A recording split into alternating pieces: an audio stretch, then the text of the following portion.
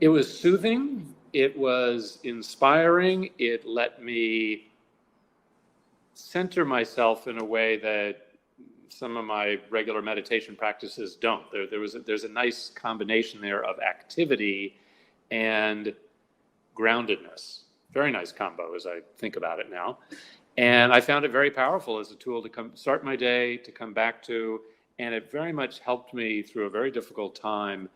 I don't know that the outcome necessarily is any different than it might have been without all that tapping, but I know my process and the way I handled that, I was in a much better place.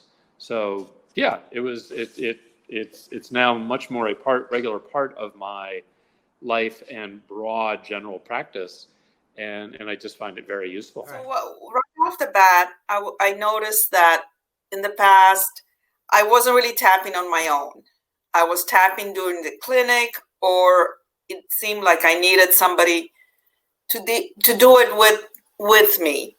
But then a little over 3 weeks ago, when that came up of really incorporating it into a regular routine, and I like to call it a challenge. And for me, I remember the night before I started, I was so nervous because I guess it was new. I was like, and then the first couple of days it was a little bit difficult, but then it gradually got easier, and I noticed that now I really look forward to it, and now as I'm doing it, it's opened me up to new possibilities and new way of seeing the world.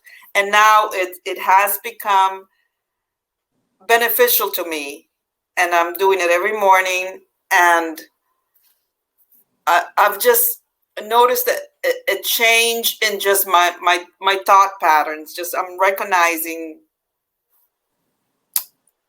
how I'm really not running the show most of the time. That's one thing that really stuck out. It's like, oh my gosh, the beliefs and how they are really running the show, and the tapping has helped me kind of ground myself and setting aside this time to kind of say, just this is helping, and just be more aware of what's going on in your head, in your mind, with the thoughts. No, I think what I like is the ease of it, and I like that it gets me out of my head, out of my little monkey mind. It's interesting to me, just, fingers on forehead, face, everywhere, puts me in a different space. I mean, it's not quite the endorphins from, a vigorous bike ride, but it's sure better, I think, in this time than just sitting in my desk chair or pacing around the room might be. There's something, the kinetics about it, I think, work for me. So, and I like that it is easy to do anywhere. I literally, I think I've thought about doing this. I haven't yet, but in a face-to-face meeting, I realized, well, I suppose I could tap on my legs. I mean, just something out of view of the person, but something, so I like how easy it is to use. Maybe tapping on legs isn't how you guys do it. I don't know, but I realize that it's pretty portable, or it seems to be. Yeah. It kind of gave me an opportunity to quiet my mind and just kind of be more present, because I'm realizing how not present I am so often.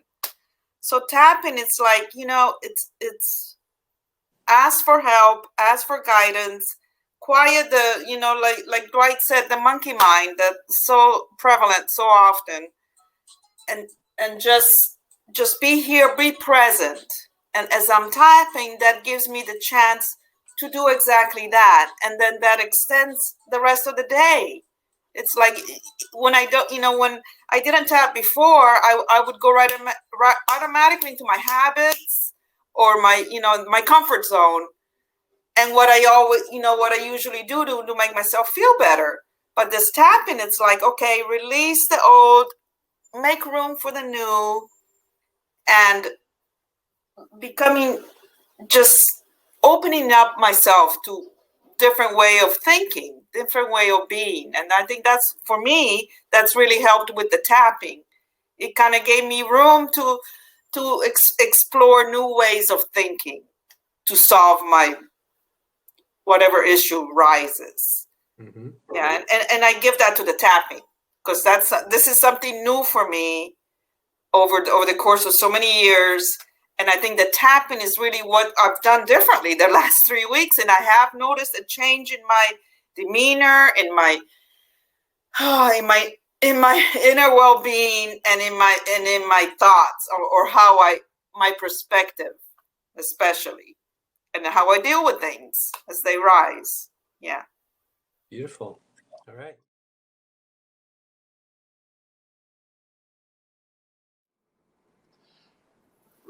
I think when I tap with Steven, well, I'm following his lead, and he's often he is using the words. So it's actually quite a different experience. I